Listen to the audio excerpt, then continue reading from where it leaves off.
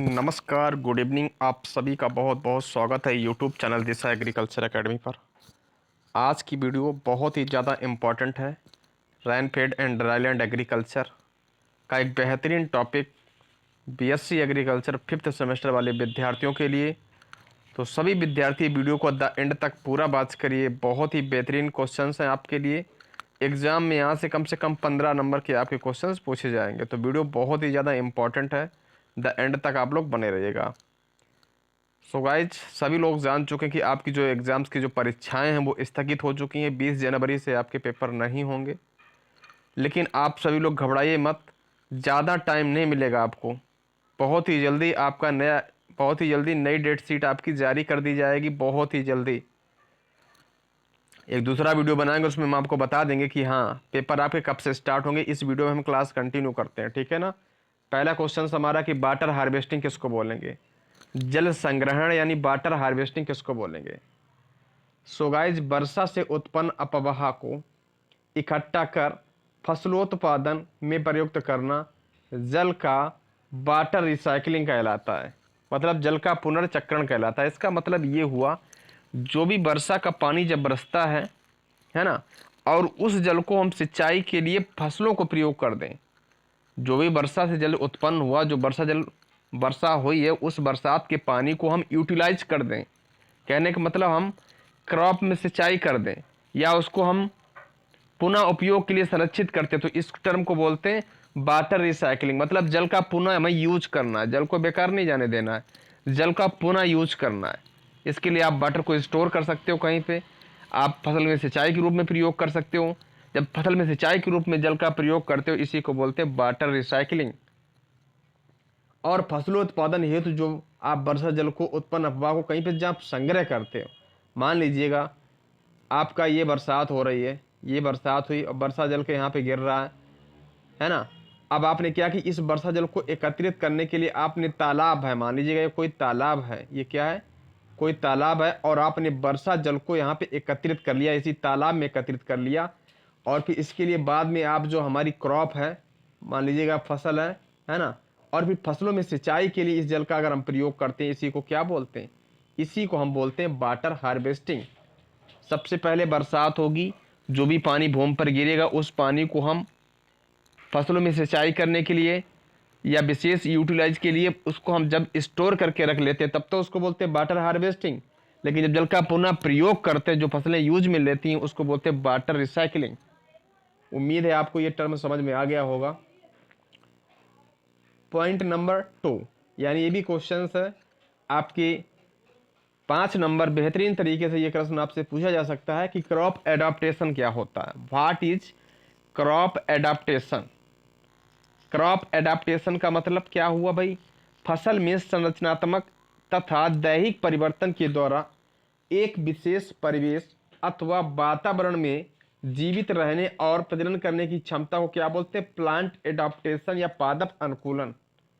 यानी कुल मिला के ये है कि आप क्रॉप एडाप्टेशन, जिस भी क्षेत्र में कोई भी क्रॉप ग्रो की जाती है, उसको वहाँ की विशेष जलवायु के अनुसार वृद्धि और विकास करने की क्षमता होनी चाहिए, ग्रो होने की क्षमता होनी चाहिए, रिप्रोडक्टिव करने की क्षमता होनी चाहिए।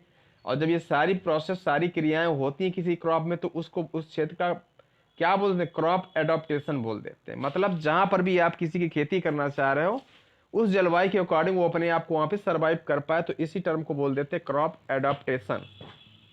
तो पॉइंट नंबर 2 भी आपका क्लियर हुआ होगा। अब हम बढ़ते हैं क्वेश्चन नंबर 3 की तरफ से। ये जो हमारा क्वेश्चन था, ये क्वेश्चन नंबर था 2, ठीक है।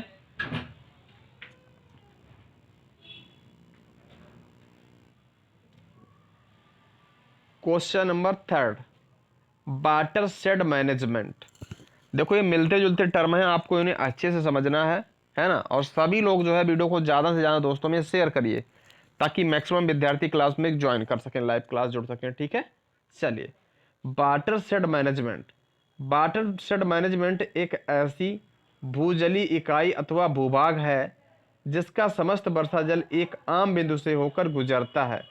कुल मिला के वाटर शेड मैनेजमेंट का मतलब होता है कि जल को, वाटर शेड मैनेजमेंट का मतलब ये होता है जल को आप स्टोर करने के लिए कोई शेड का निर्माण करना, कोई जगह को पर्टिकुलर अच्छे तरीके से प्रिपेयर करना, उस टर्म को बोल देते हैं वाटर शेड मैनेजमेंट।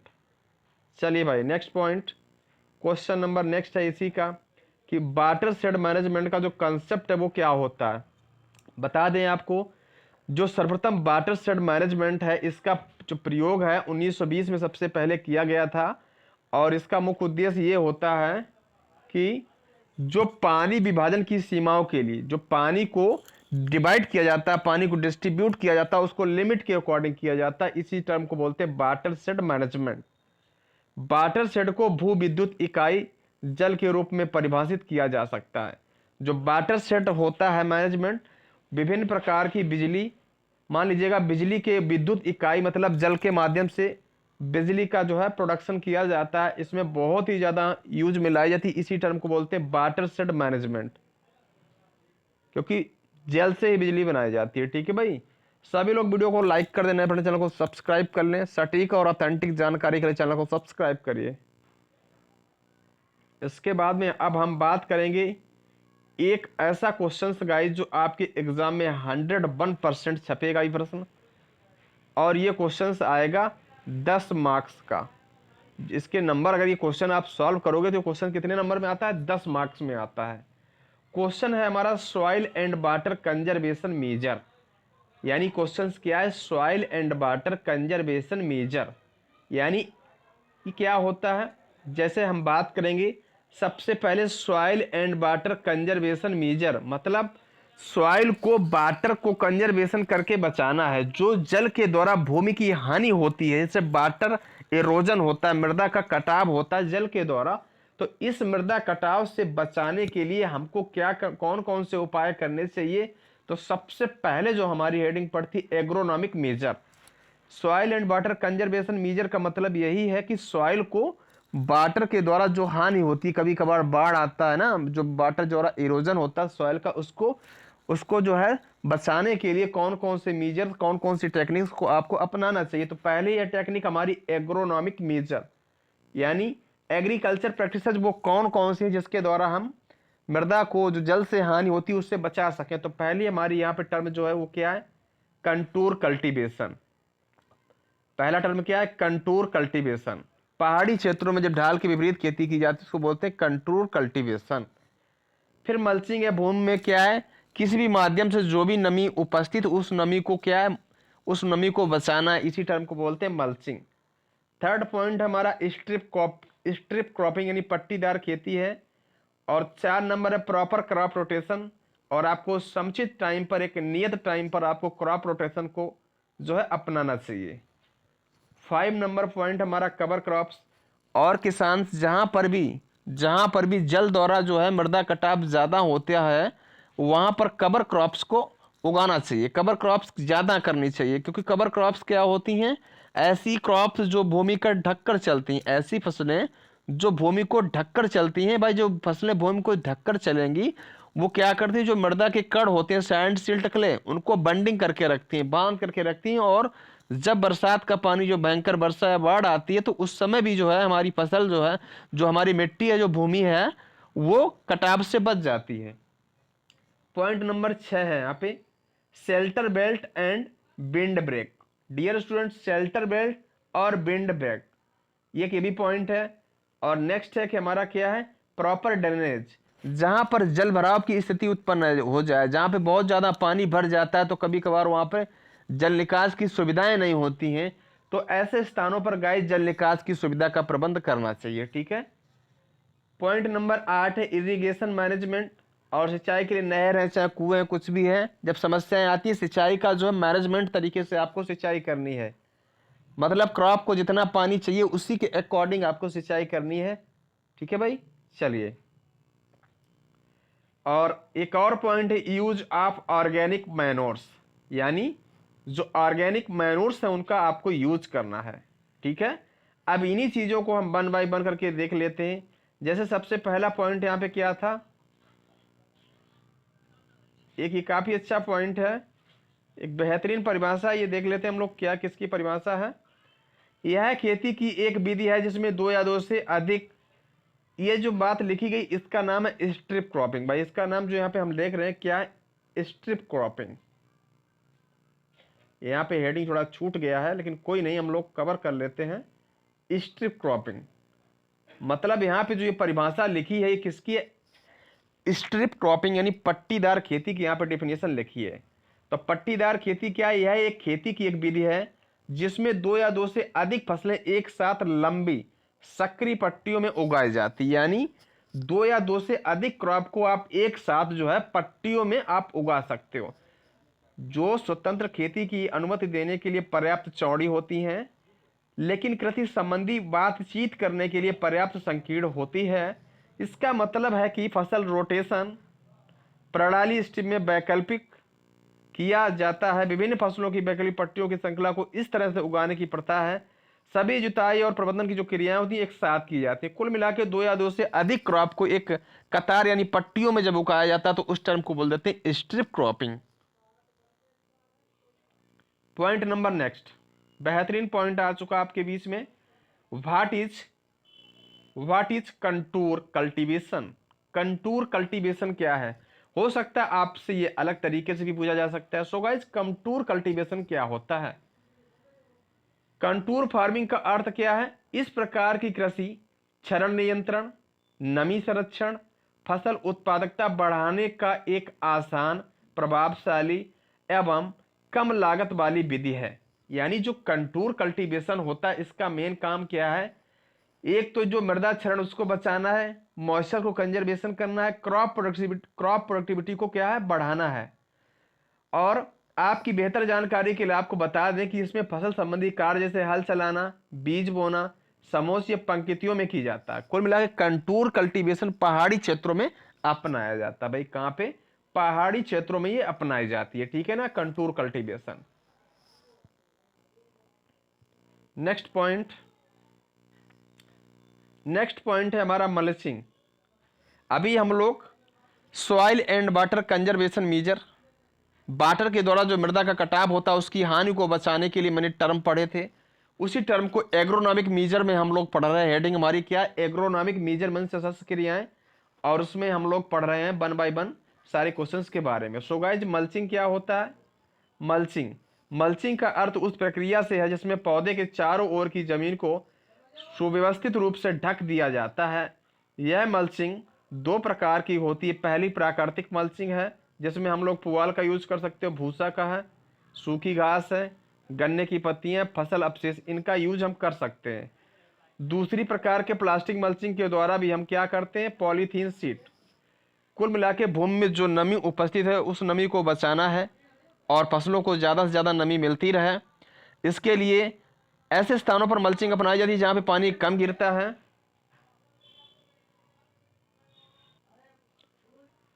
बता दें आप सभी को कि मल्चिंग का मुख्य उद्देश्य होता है मृदा नमी को संरक्षित करना। इसके लिए आप पुआल का प्रयोग है, भूसा, ये भूमि के ऊपर जब सिंचाई होती है इसके बाद में आप इन्हें डाल देते हो।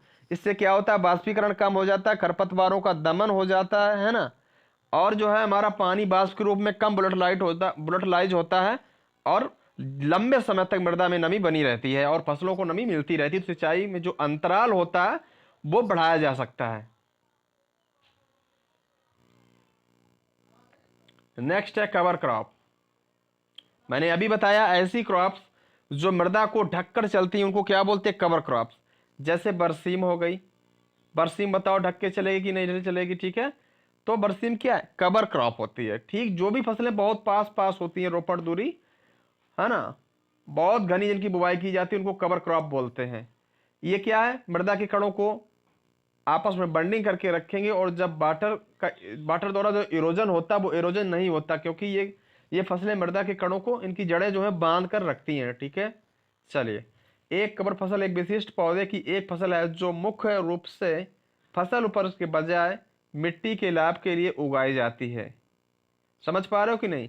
फसल उपज चाहे कम मिले, चाहे क्रॉप प्रोडक्शन बिल्कुल कम से कम मिले, लेकिन मुख्य उद्देश्य इसका यही होता है कि जो वाटर इरोजन होता है, जो जल के द्वारा इरोजन होता है, मृदा का कटाव होता है, उस कटाव से मिट्टी को बचाना है। जब मिट्टी सुरक्षित नहीं रहेगी तो फसलें कहाँ उगेंगी भाई, है कि नहीं? कवर फसलों का उपयोग आमतौर पर खरपतवारों को दबाने, अब ऑब्वियसली बात है अगर आप काली पॉलीथीन का प्रयोग करोगे आप, है ना, तो उनको ना तो लाइट मिलेगी ना तो हवा मिलेगी, और इस स्थिति में क्या है, खरपतवार अपने आप ही मर जाएंगे। मिट्टी के कटाव का प्रबंधन करने, मिट्टी को उर्वरता और गुणवत्ता में सुधार और रोग कीटों को नियंत्रित करने में बहुत ज़्यादा हेल्पफुल होती है। सीधी सी बात है, कवर क्रॉप्स बहुत ही ज़्यादा लाभ पहुंचाती है किसान को। ठीक है, चलिए भाई नेक्स्ट पॉइंट, मैकेनिकल मीजर। अब हम लोग पढ़ेंगे कौन कौन सी यांत्रिक जो उपाय हैं किसान अपनाए और जो है मृदा के जो सॉइल एंड वाटर का जो कंजर्वेशन है उसको बचा सके भाई। Number 1, contour bunding. आपको कंटूर बंडिंग करनी चाहिए, ग्रेडेड बंडिंग करनी चाहिए, सब सॉइलिंग करनी चाहिए, है ना। बीबीएफ सिस्टम को आपको अडॉप्ट करना चाहिए, बेंच टेरेसिंग को आपको अडॉप्ट करना चाहिए, जिंक टेरेसिंग को आपको अडॉप्ट करना चाहिए। ये सारे के सारे मैकेनिकल मेजर होते हैं। So guys what is contour bunding? Contour bunding क्या है, किसको आप कंटूर बंडिंग बोलेंगे?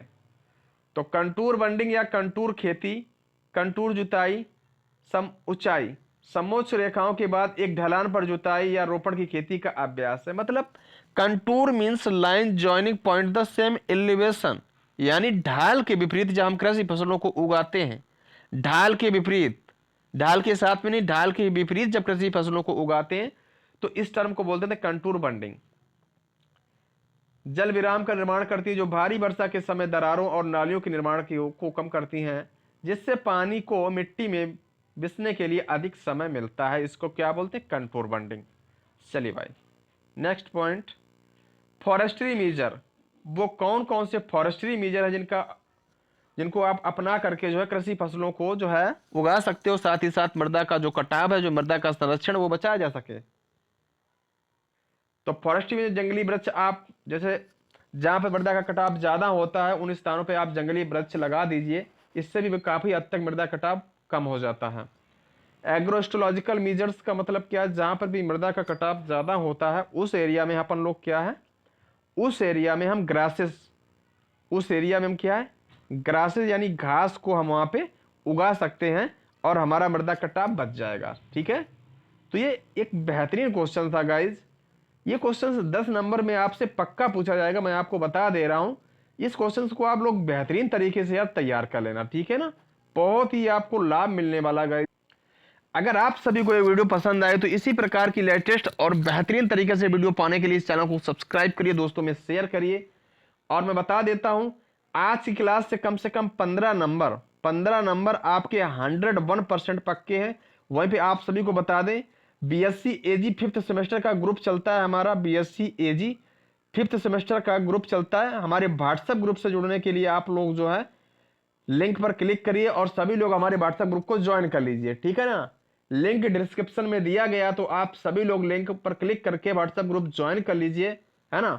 आप सभी के लिए बहुत ही बेहतरीन क्लासेस यहाँ पे चलती रहती हैं।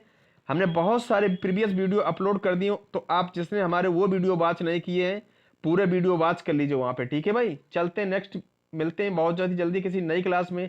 आज का वीडियो यार यहीं तक। वीडियो पसंद आए तो एक लाइक करना, प्यारा सा कमेंट जरूर कर देना। Thank you.